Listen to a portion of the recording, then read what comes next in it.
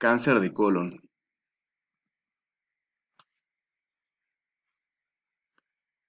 Introducción. Incluye cualquier tipo de neoplasias del colon, recto y apéndice. Se piensa que muchos de los casos de cáncer colorectal nacen de un pólipo adenomatoso en el colon. Estos crecimientos celulares en forma de hongos son usualmente benignos, pero de vez en cuando se vuelven cancerosos con el tiempo. En la mayoría de los casos, el diagnóstico del cáncer localizado es por colonoscopía. El tratamiento es por lo general quirúrgico y en muchos casos es seguido por quimioterapia. Definición. El cáncer colorectal, CCR por sus iniciales, o adenocarcinoma colorectal, que es el más frecuente, es un tumor maligno que se origina dentro de las paredes del intestino grueso. Incluye los segmentos ciego, colon, ascendente, transverso, descendente, sigmoides y recto. El cáncer colorectal no incluye los tumores en los tejidos del ano o del intestino delgado. Los adenomas son tumores benignos epiteliales que se consideran lesiones precancerosas. Los adenomas pueden tener diferentes grados de displasia o diferentes características histológicas, tubular, tubulobellosas, asociadas con el aumento de potencial de malignidad. Epidemiología. Es la tercera forma más común de cáncer y la segunda causa más importante de mortalidad asociada a cáncer en los Estados Unidos. En México ocupa el tercer lugar entre los cánceres del aparato digestivo. El cáncer colorectal causa 694,000 muertes a nivel mundial cada año. El riesgo de contraer cáncer de colon en los Estados Unidos es de alrededor del 7%. Ciertos factores aumentan el riesgo de que una persona desarrolle esta enfermedad. Entre los factores de riesgo tenemos la edad. El riesgo de contraer cáncer colorectal se incrementa al aumentar la edad. La mayoría de los casos ocurre entre los 60 y 70 años, mientras que antes de los 50 años es poco común, a menos que haya una historia familiar de aparición temprana de cáncer colorectal. En particular pólipos adenomatosos. La eliminación de pólipos del colon durante la colonoscopia disminuye el riesgo subsecuente de cáncer de colon. Historia de cáncer. Los individuos que previamente hayan sido diagnosticados y tratados por tener cáncer tienen un mayor riesgo que la población general de contraer cáncer colorectal en el futuro. Las mujeres que hayan tenido cáncer de ovario, útero o del seno tienen un riesgo aumentado de la aparición de cáncer de colon. La localización anatómica del cáncer colorectal se relaciona con la edad, sin diferencia en relación al género y raza. La migración proximal del cáncer colorectal se atribuye al envejecimiento de la población, con la consiguiente disminución en la incidencia del cáncer colorectal distal y un incremento en la región proximal. El cáncer colorectal es más frecuente en familiares de primer grado de pacientes con diagnóstico de cáncer colorectal con respecto a la población en general. Hay dos síndromes genéticos específicos que predisponen al cáncer colorectal: poliposis adenomatosa familiar, con mayor riesgo de cáncer colorectal del 60 al 90%. Cáncer colorectal hereditario no asociado a poliposis. Considerar en familiares de primer grado, padres, hijos o hermanos, de pacientes con diagnóstico de cáncer colorectal, la presencia de estos síndromes genéticos. Herencia. Historia en la familia de cáncer colorectal, en especial de un familiar cercano menor de 55 años o múltiples familiares. Poliposis adenomatosa familiar conlleva cerca de un 100% de riesgo de contraer cáncer colorectal para la edad de 40 años si no ha sido tratado. Síndrome de Lynch o cáncer colorectal hereditario no son asociados a poliposis. Factores de riesgo. Colitis ulcerosa crónica o enfermedad de Crohn. Aproximadamente 30% de los pacientes desarrollan cáncer colorectal a partir de los 25 años si el colon entero está afectado. Fumar. Es más probable que una persona que fuma muera de cáncer colorectal que una persona no fumadora. La Sociedad Estadounidense contra el Cáncer hizo un estudio donde se encontró que era un 40% más probable que las mujeres que fuman murieran de cáncer colorectal que una mujer que nunca haya fumado. Los fumadores masculinos tienen un riesgo 30% mayor de morir de esta enfermedad que sus homólogos no fumadores. Los estudios demuestran que una dieta rica en carne y baja en frutas, vegetales, aves de corral y pescados aumentan el riesgo de cáncer colorectal, lo cual es discutible, pues otros estudios han mostrado mayor incidencia en vegetarianos. En junio de 2005, una investigación por el Estudio Prospectivo Europeo sobre Cáncer y Nutrición sugirió que las dietas altas en carnes rojas, al igual que aquellas bajas en fibra, están asociadas a un riesgo de cáncer colorectal. Dieta. Aquellos que frecuentemente comen pescado mostraron un riesgo disminuido. Sin embargo, otros estudios ponen en duda la aseveración de que una dieta rica en fibra disminuye el riesgo de cáncer colorectal. Más bien, las dietas bajas en fibra están asociadas a otros factores de riesgo, que es lo que ha causado la confusión de asociarla con cáncer. De modo que la relación entre la fibra dietética y el riesgo de cáncer colorectal permanece aún en controversia. Factores de riesgo. Poca actividad física. Aquellos que son activos físicamente tienen un menor riesgo de desarrollar cáncer colorectal. Colangitis esclerosante primaria. Ofrece un riesgo independiente a la colitis ulcerativa. Y bajo contenido corporal de selenio. Alcohol. La página del Instituto Nacional de Cáncer de los Estados Unidos no contempla el alcoholismo como uno de los riesgos del cáncer colorectal. Sin embargo, otros artículos del mismo instituto citan que el abuso en el consumo de bebidas alcohólicas puede aumentar el riesgo de cáncer colorectal. Otros informes citan estudios epidemiológicos en los que se ha notado una leve, aunque consistente asociación del consumo dosis dependiente de alcohol y el cáncer de colon, aunque se esté controlando la fibra y otros factores dietéticos.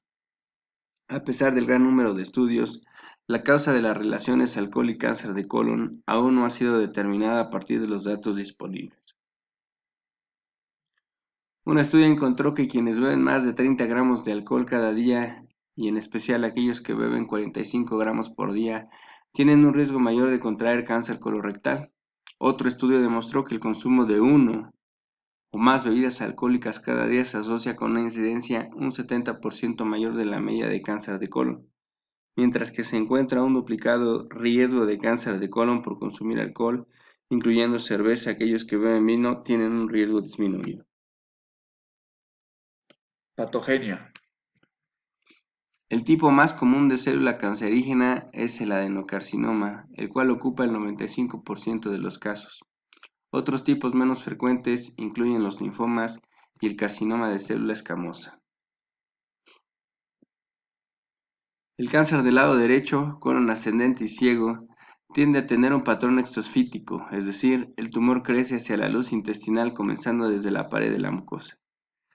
Este tipo raramente causa obstrucción del paso de las heces y presenta síntomas como anemia. El cáncer del lado izquierdo tiende a ser circunferencial y puede obstruir el intestino al rodear la luz del colon. Anatomía patológica.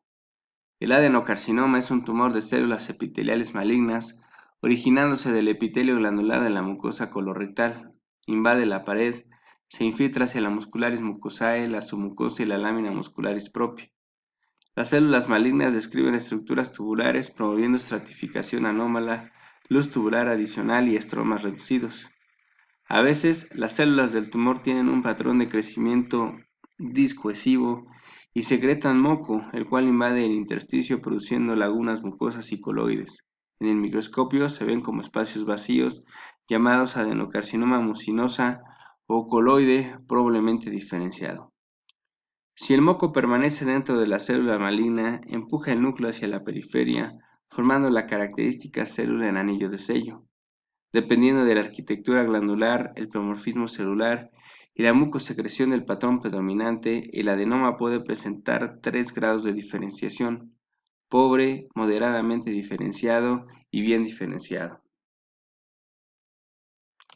La presencia de mutaciones del gen KRAS, gen de la familia RAS, es de veraz importancia ya que supone la aplicación de un tratamiento del cáncer colorectal distinto al empleado en pacientes sin dicha mutación. Estas mutaciones constituyen un factor predictivo negativo de respuesta a la terapia con anti-EGFR en esta patología. Además, el valor pronóstico del oncogen KRAS en el cáncer colorectal también es de importante consideración. Síntomas. El cáncer colorectal no suele dar síntomas hasta fases avanzadas y por eso la mayoría de pacientes presentan tumores que han invadido toda la pared intestinal o han afectado los ganglios regionales. Cuando aparecen los síntomas y signos del carcinoma colorectal, son variables e inespecíficos. La edad habitual de desarrollo del cáncer colorectal es entre los 60 y 80 años de edad. En las formas hereditarias, el diagnóstico acostumbra ser antes de los 50 años. Los síntomas más frecuentes incluyen la hemorragia digestiva baja y la rectorragia, cambios en las defecaciones y dolor abdominal. La presencia de síntomas notables o la forma en que se manifiestan depende un poco del sitio del tumor y la extensión de la enfermedad. Cáncer de colon derecho. Los síntomas principales son dolor abdominal, síndrome anémico, ocasionalmente la palpación de un tumor abdominal. Como el contenido intestinal es relativamente líquido cuando atraviesa la válvula ileocecal y pasa al colon derecho, en esta localización los tumores pueden llegar a ser bastante grandes, produciendo una estenosis importante de la luz intestinal sin provocar síntomas obstructivos o alteraciones notables del hábito intestinal. El dolor abdominal ocurre en más del 60% de los pacientes, referido en la mitad derecha del abdomen. El síndrome anémico ocurre también en más del 60-75% de los casos y se debe a pérdida continuada, aunque mínima, de sangre que no modifica el aspecto de las heces a partir de la superficie ulcerada del tumor. Los pacientes refieren fatiga, cansancio, debilidad, palpitaciones e incluso angina de pecho y se les descubre una anemia microcítica e hipocrómica que indica un déficit de hierro. Como el cáncer puede sangrar de forma intermitente, una prueba realizada al azar para detectar sangre oculta en heces puede ser negativa. La presencia de una anemia ferropénica en cualquier adulto, con la posible excepción de la mujer multípara premenopáusica, obliga a hacer un estudio preciso endoscópico y radiológico de todo el colon. Por razones desconocidas, las personas de etnia negra tienen una incidencia mayor de lesiones en el colon derecho que las personas de etnia blanca. Puede pasar desapercibido si se localiza en el ángulo hepático del colon y si se oculta bajo la parrilla costal. Cáncer de colon izquierdo. Por ser más estrecho, el dolor cólico en el abdomen inferior puede aliviarse con las defecaciones. En el caso de algunos pacientes puede desarrollar anemia por falta de hierro, igual que en el caso del cáncer de colon derecho. Va a ser importante darse cuenta que no solo pierda sangre por las heces, sino también por otros orificios del cuerpo, como puede ser por los orificios nasales o por la boca. Es más probable que estos pacientes noten un cambio en las defecaciones y eliminación de sangre roja brillante rectorragia, condicionados por la reducción de la luz del colon. El crecimiento del tumor puede ocluir la luz intestinal, provocando un cuadro de obstrucción intestinal con dolor cólico, distensión abdominal, vómitos y cierre intestinal. Cáncer de recto sigma. Como las heces se van concentrando a medida que atraviesan el colon transverso y el colon descendente, los tumores localizados a este nivel tienden a impedir su paso al exterior, lo que origina un dolor abdominal tipo cólico, a veces con obstrucción intestinal, ilio obstructivo e incluso con perforación intestinal. En esta localización es frecuente la rectorragia, el tenesmo rectal y la disminución del diámetro de las heces. La anemia es un hallazgo infrecuente. A veces la rectorragia y el tenesmo rectal son síntomas frecuentes de hemorroides, pero ante una rectorragia con o sin trastornos del hábito intestinal, diarrea o estreñimiento, es preciso realizar un tacto rectal y una proctosimoidoscopía. La uretritis ocurre cuando el tumor se encuentra muy cerca de la uretra y puede comprimirla y originar infecciones recurrentes urinarias.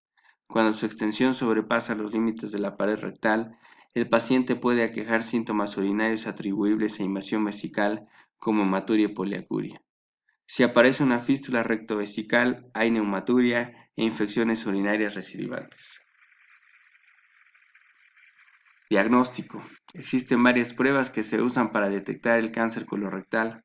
Con los síntomas que relate el paciente al médico, se realizará una historia clínica donde se detallarán los síntomas, los antecedentes familiares y factores de riesgo de la anamnesis. El médico también hará una exploración física completa que incluirá un tacto rectal. Con los datos obtenidos, se solicitarán exploraciones complementarias o pruebas diagnósticas para confirmar el diagnóstico, determinar un estado clínico y establecer un plan de tratamiento. El tacto rectal.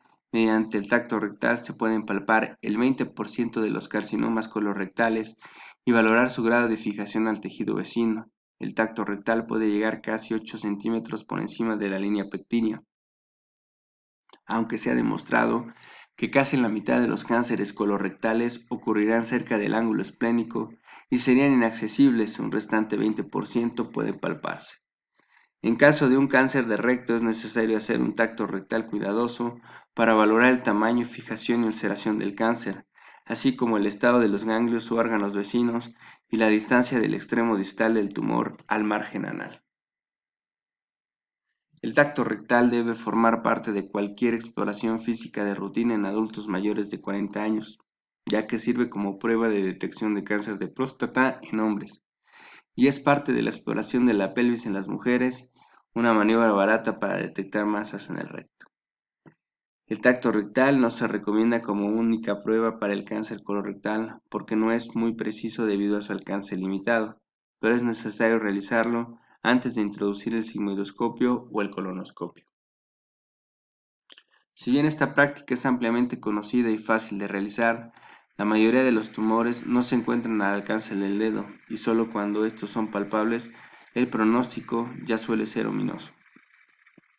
Quedando de esta manera, otras alternativas como la solicitud de sangre oculta en materia fecal como un método más fiable y que ha demostrado disminuir la mortalidad por cáncer del colon en un 33% en algunos estudios.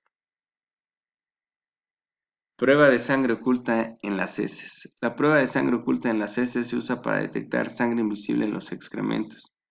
Los vasos sanguíneos que se encuentran en la superficie de los pólipos, adenomas o tumores colorectales frecuentemente son frágiles y se dañan fácilmente durante el paso de las heces.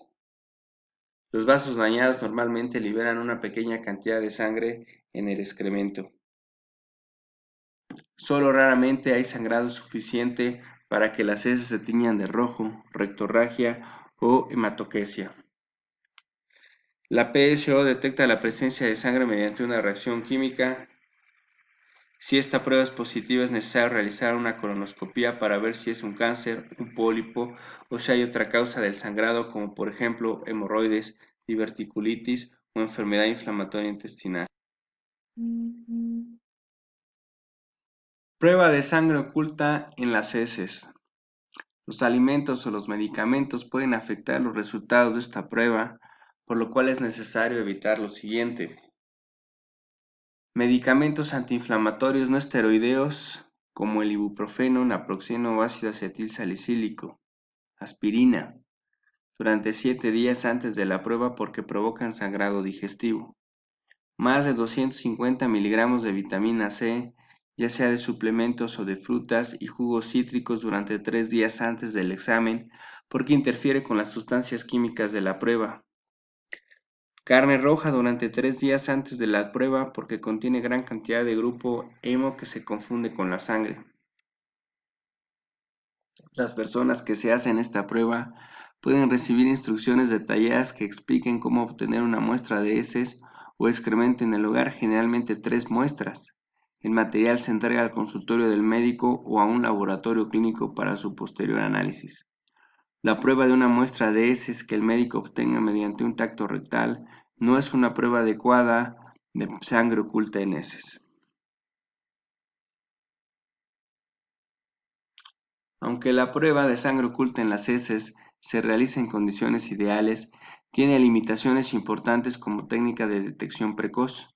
Aproximadamente el 50% de los pacientes con cáncer colorectal demostrado tienen prueba de sangre oculta en heces negativa o falso negativo, un hecho relacionado con el patrón de hemorragias intermitentes de estos tumores.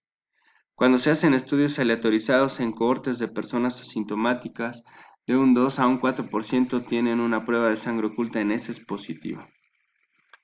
Solo de un 5 a un 10% de estos pacientes tienen un cáncer colorectal. El 90 a 95% son falsos positivos y en un 20 a un 30% se encuentran pólipos benignos.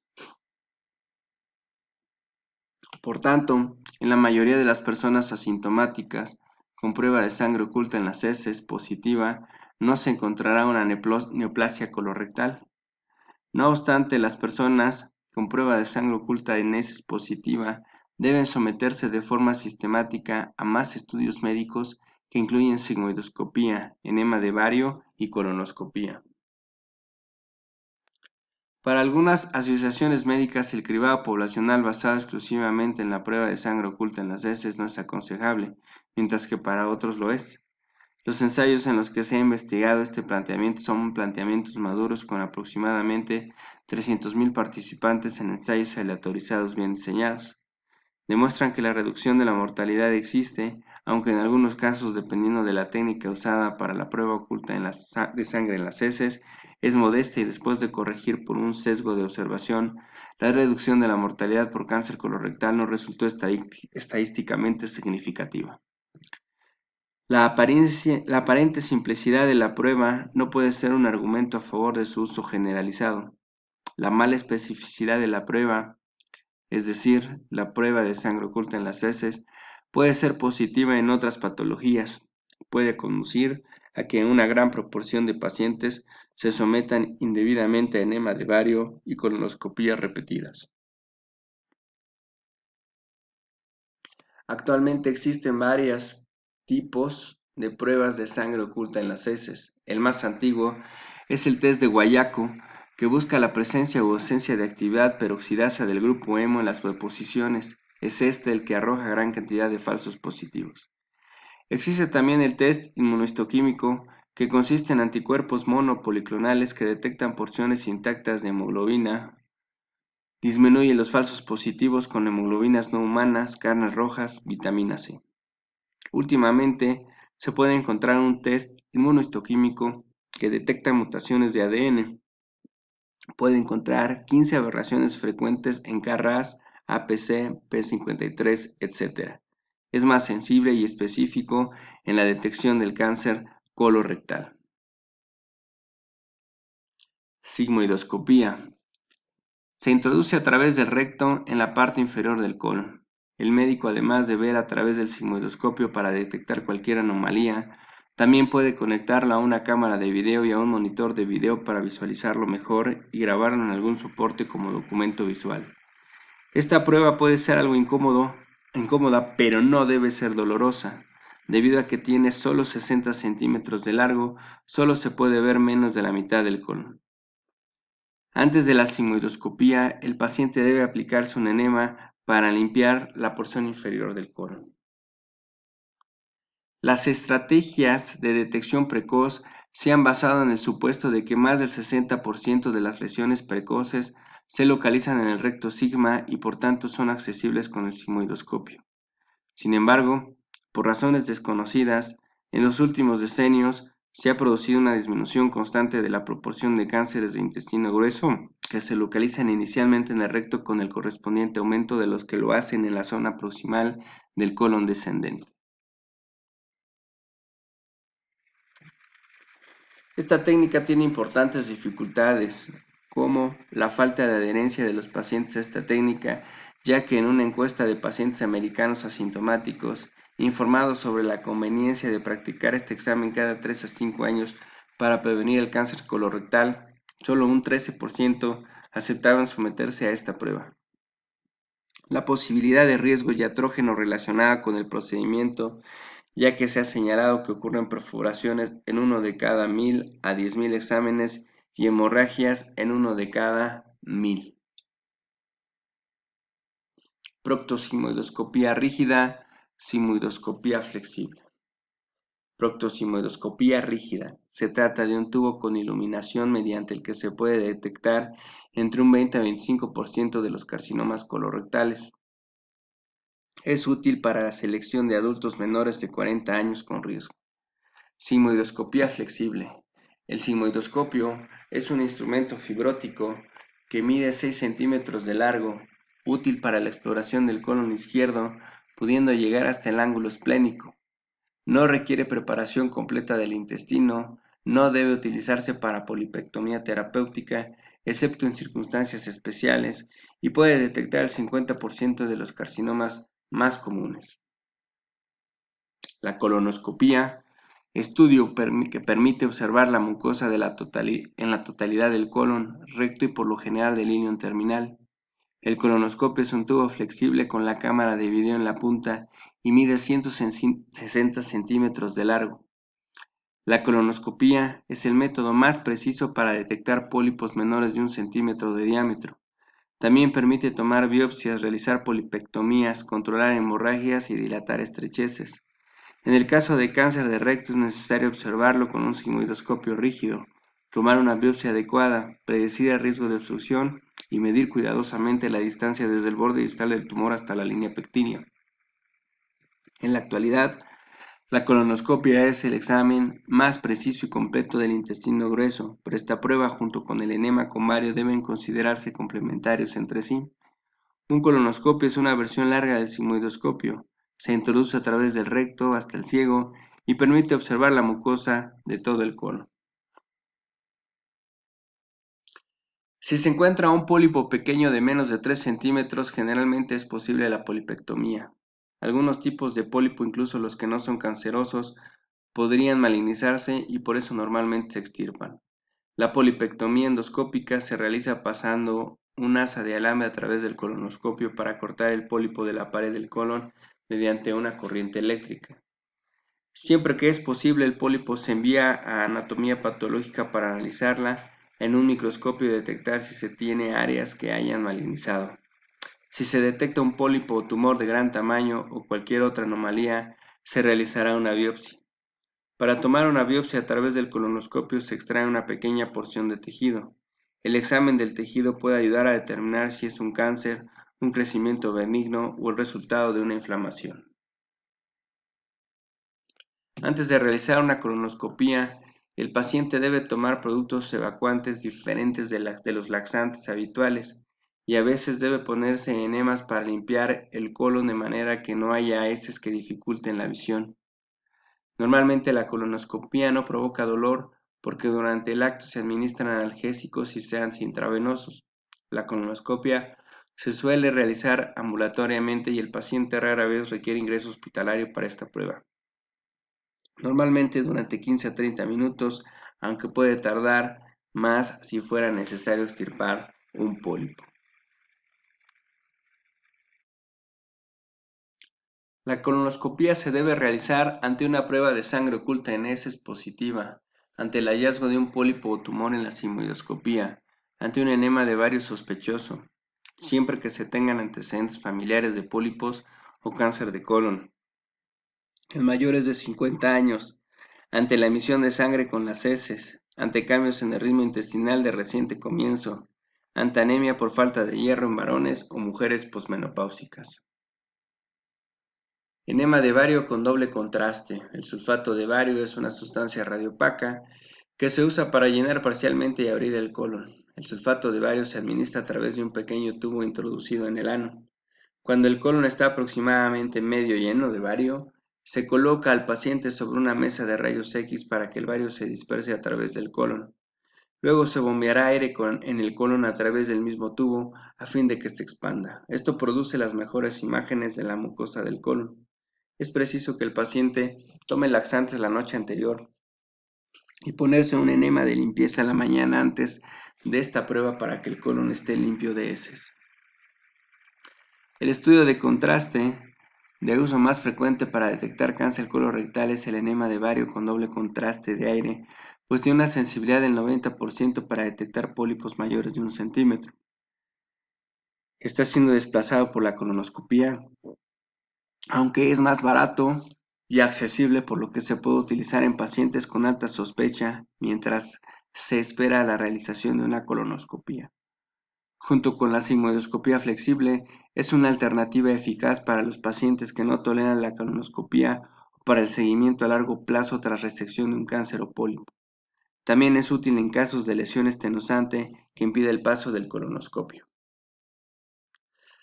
Las posibles imágenes que podemos encontrar sugerentes de cáncer colorectal son imagen en bocado de manzana, estenosis en servilletero, típica del sigma, imágenes de lesiones vegetantes, sobre todo en colon ascendente y ciego, defecto de represión fijos.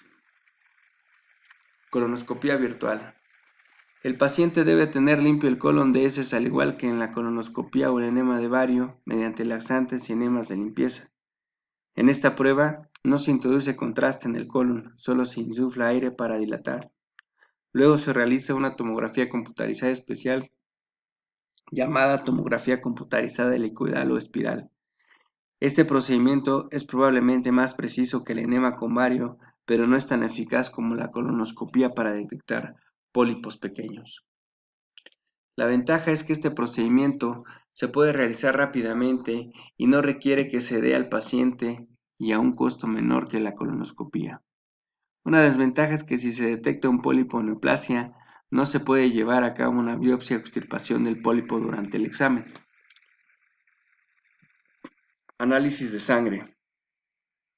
En el análisis de sangre se realizará un hemograma para saber si el paciente está anémico por el sangrado prolongado del tumor. También se solicitan enzimas hepáticas que valoran la función hepática, ya que el cáncer colorectal tiende a diseminarse en el hígado. Marcadores tumorales. Los cánceres del colon y del recto producen sustancias como el antígeno carcinoembrionario y el CA19-9 que se liberan al torrente sanguíneo. Los análisis de sangre que determinan estos marcadores tumorales se usan con más frecuencia juntos con otras pruebas durante el seguimiento de los pacientes que ya han recibido tratamiento de su cáncer colorectal, ya que estas pruebas pueden informarnos de la recidiva precoz del cáncer colorectal tras una resección quirúrgica, porque su monitorización en el tiempo tiene valor pronóstico. Estos marcadores tumorales no deben usarse como diagnóstico precoz de un cáncer colorectal, es decir, en personas que nunca han tenido un cáncer colorectal y se encuentran asintomáticas, porque posee una reducida sensibilidad y especificidad para el diagnóstico médico. Los niveles de un marcador tumoral pueden ser normales en una persona que tiene cáncer y pueden ser anormales debido a otras razones además del cáncer.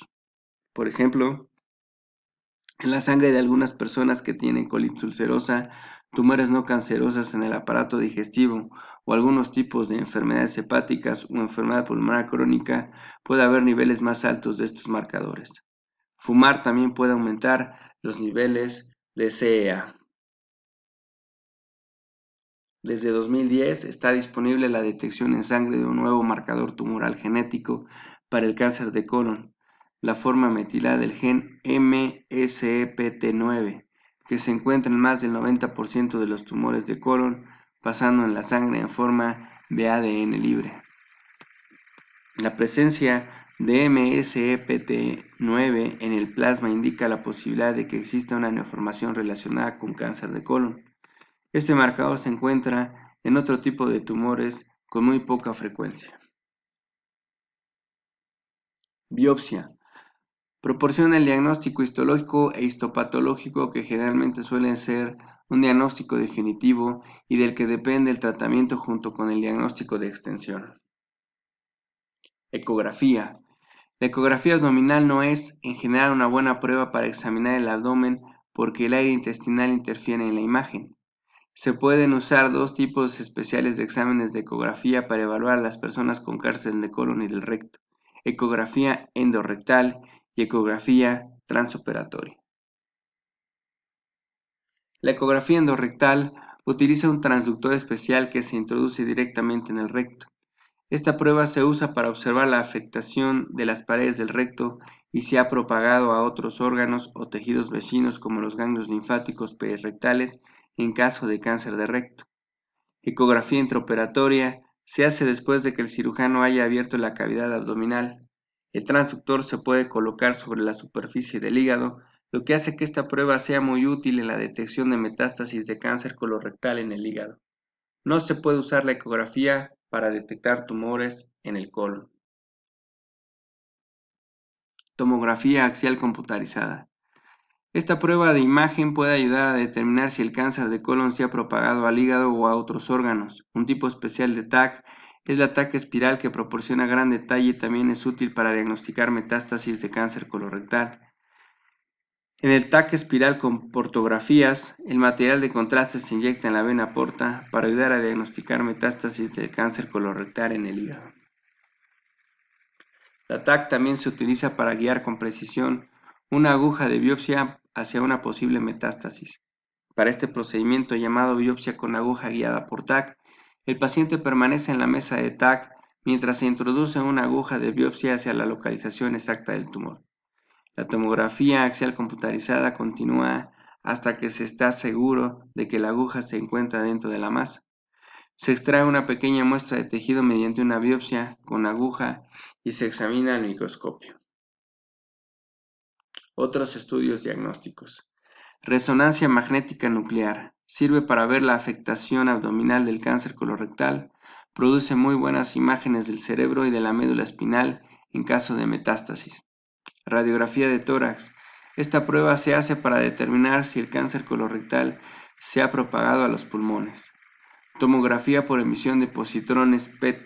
Se utiliza para descartar la presencia de metástasis a distancia en el cáncer colorectal.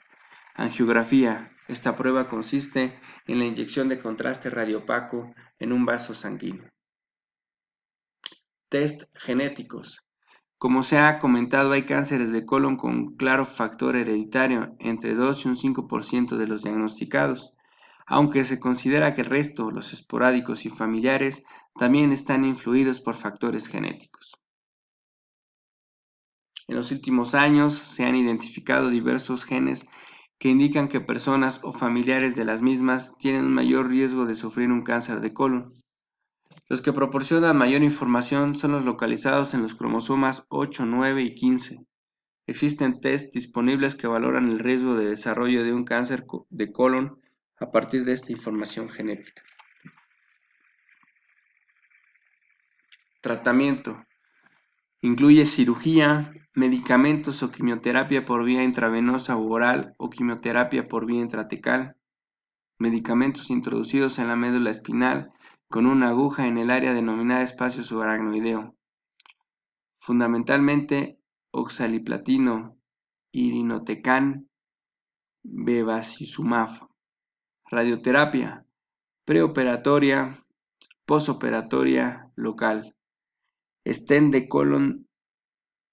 Se trata de un dispositivo que permite en cáncer colorectal oclusivo tratar la oclusión de forma sintomática sin resolver el problema oncológico. Terapia biológica, medicamentos para prevenir y tratar náuseas y otros efectos secundarios del tratamiento. Complicaciones. Un porcentaje importante de pacientes se atiende por primera vez con síntomas agudos que indican obstrucción o perforación del intestino grueso. Desafortunadamente, es posible que los primeros signos de cáncer de colon dependan de una enfermedad metastásica. Las metástasis hepáticas masivas pueden causar prurito-ictericia. La presencia de ascitis, ovarios crecidos y depósitos diseminados en los pulmones en la radiografía de tórax puede deberse a un cáncer de colon que puede ser asintomático. Cáncer colorectal con obstrucción aguda. La oclusión del colon sugiere firmemente un cáncer, sobre todo en ancianos. Menos del 10% es completa. Los pacientes con obstrucción completa refieren distensión abdominal, dolor abdominal de tipo cólico, lo que sugiere que el cáncer está en el lado izquierdo, que es más estrecho, y se quejan de la incapacidad para eliminar gases o heces. Requiere diagnóstico y tratamiento inmediato. Si la obstrucción no se alivia y el colon continúa distendido, la presión en la pared intestinal puede exceder la de los capilares y no llegar la sangre oxigenada a la pared del intestino, lo que origina una isquemia y necrosis. Si no se trata inmediatamente, la necrosis evolucionará hasta la perforación con peritonitis fecal y sepsis. La obstrucción intestinal baja se produce fundamentalmente en el carcinoma de colon izquierdo debido al menor calibre de su luz.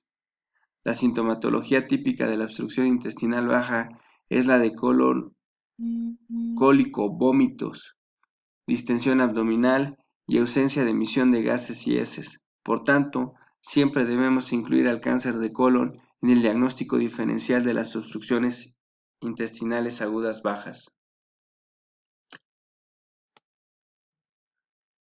Cáncer colorectal con perforación. La perforación del cáncer de colon, complicación poco frecuente, se puede producir por dos mecanismos, como complicación de una obstrucción aguda en los tumores de colon izquierdo fundamentalmente, y suele producirse en el segmento proximal a la obstrucción que se encuentra distendido.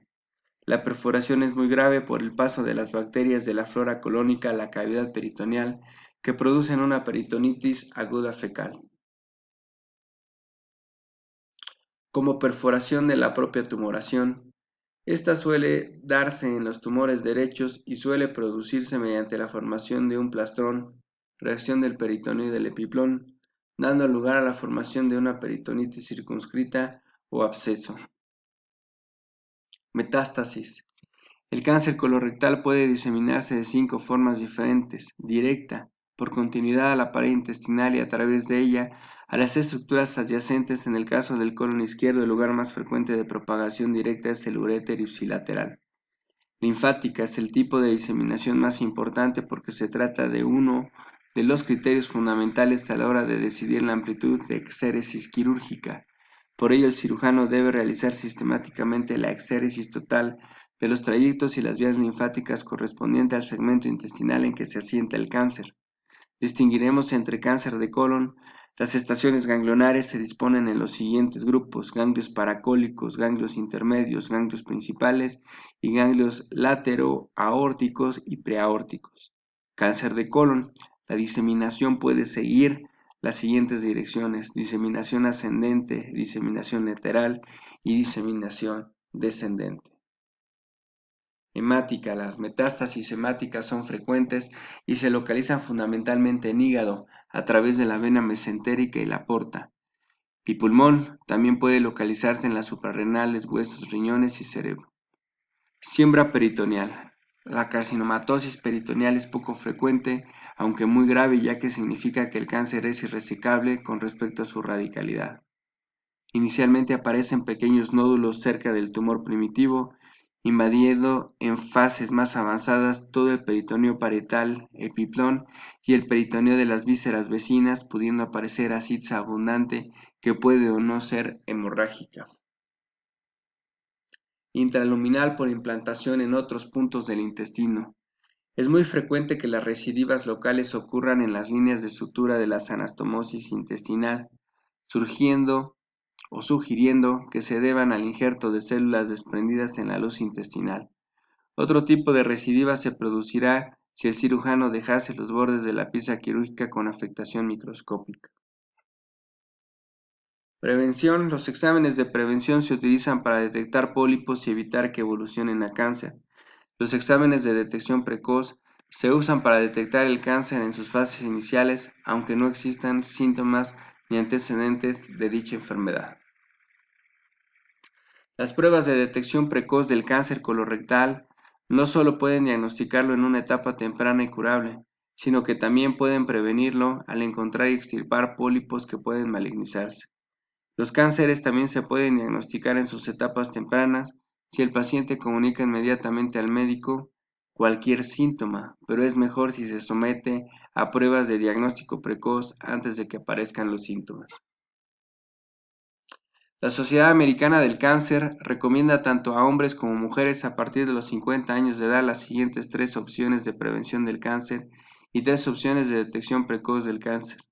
Prevención: colonoscopía cada 10 años, prueba de prevención preferida. Sigmoidoscopía flexible cada 5 años, prueba de prevención alternativa. Colonoscopía virtual cada 5 años, prueba de prevención alternativa. Detección: test de inmunohistoquímica fecal en sangre, FIT anual, prueba de detección preferida. Prueba anual de sangre oculta en heces, prueba de detección alternativa. test de ADN fecal cada 3 años, prueba de detección alternativa. Debe someterse a pruebas de prevención y o detección precoz de cáncer colorectal a una edad más joven o hacérselas con mayor frecuencia si existe cualquiera de los siguientes factores de riesgo de cáncer colorectal. 1. Antecedentes familiares de cáncer o pólipos colorectales. Cáncer o pólipos en un familiar de primer grado menor de 60 años o en 2 familiares de primer grado de cualquier edad. 2. Antecedentes familiares conocidos de síndromes de cáncer colorectal hereditarios como poliposis adenomatosa familiar y cáncer colorectal hereditario sin poliposis. 3. Antecedentes personales de cáncer colorectal o pólipos adenomatosos. Se recomienda colonoscopia anualmente en el caso de cáncer colorectal y de 1 a 3 años en el caso de pólipos adenomatosos. 4. Antecedentes personales de enfermedad inflamatoria intestinal. Si la colonoscopia no está disponible, no es factible o el paciente no la desea, un enema de bario de doble contraste solamente o la combinación de sigmoidoscopia flexible y enema de bario de doble contraste son alternativas aceptables. La adición de la sigmoidoscopia al enema de bario de doble contraste puede proporcionar una evaluación diagnóstica más completa que el primero, y esta por sí solo para encontrar lesiones significativas. Si el examen colonoscópico no puede alcanzar el ciego, es posible que se necesite de un enema de bario de doble contraste complementario. Si el enema de doble contraste identifica una lesión posible o no permite la visualización adecuada de todo el colon y recto, es posible que sea necesario realizar una colonoscopia complementaria. Las personas con enfermedad celíaca a tratamiento con la dieta sin gluten tienen un riesgo más bajo de desarrollar cáncer de colon que el resto de la población. Un estudio de 2014 concluyó que la dieta sin gluten parece ejercer un efecto protector, puesto que este pequeño riesgo disminuye a partir del año de dieta sin gluten y es más bajo aún en las personas que hacen la dieta correctamente sin transgresiones, es decir, de forma estricta.